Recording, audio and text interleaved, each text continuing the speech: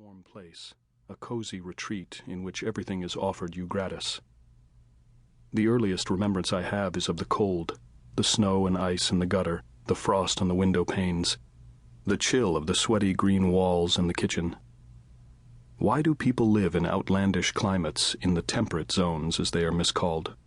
Because people are naturally idiots, naturally sluggards, naturally cowards.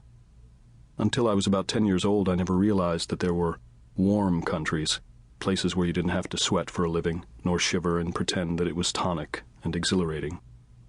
Wherever there is cold, there are people who work themselves to the bone, and when they produce young, they preach to the young the gospel of work, which is nothing, at bottom, but the doctrine of inertia. My people were entirely Nordic, which is to say, idiots. Every wrong idea which has ever been expounded was theirs. Among them was the doctrine of cleanliness, to say nothing of righteousness. They were painfully clean, but inwardly they stank. Never once had they opened the door which leads to the soul. Never once did they dream of taking a blind leap into the dark. After dinner, the dishes were promptly washed and put in the closet.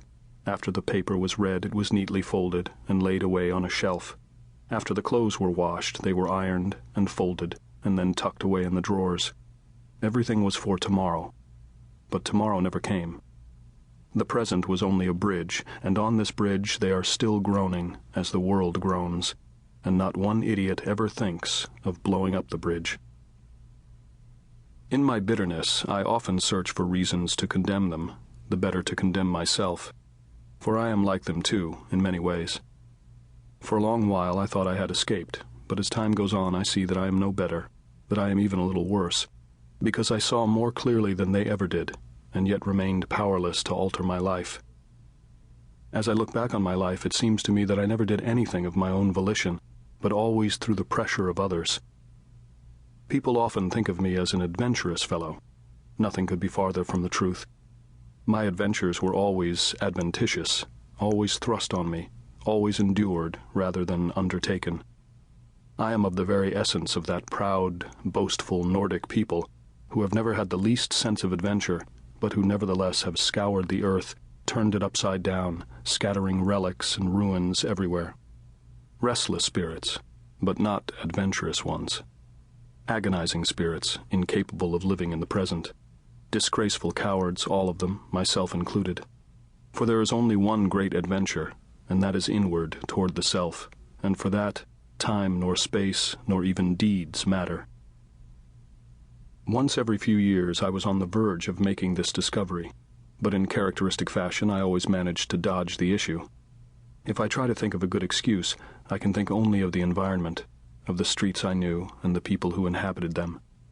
I can think of no street in America, or of people inhabiting such a street, capable of leading one on toward the discovery of the self. I have walked the streets in many countries of the world, but nowhere have I felt so degraded and humiliated as in America. I think of all the streets in America combined as forming a huge cesspool, a cesspool of the spirit in which everything is sucked down and drained away to everlasting shit. Over this cesspool the spirit of work weaves a magic wand. Palaces and factories spring up side by side, and munition plants, and chemical works, and steel mills, and sanatoriums, and prisons, and insane asylums. The whole continent is a nightmare, producing the greatest misery of the greatest number. I was one, a single entity in the midst of the greatest jamboree of wealth and happiness, statistical wealth, statistical happiness, but I never met a man who was truly wealthy, or truly happy. At least I knew that I was unhappy, unwealthy, out of whack and out of step. That was my only solace, my only joy. But it was hardly enough. It would have been better for my peace of mind, for my soul, if I had expressed my rebellion openly, if I had gone to jail for it, if I had rotted there and died. It would have been better if, like the mad Cholgosh, I had shot some good President McKinley, some gentle, insignificant soul like that who had never done anyone the least harm.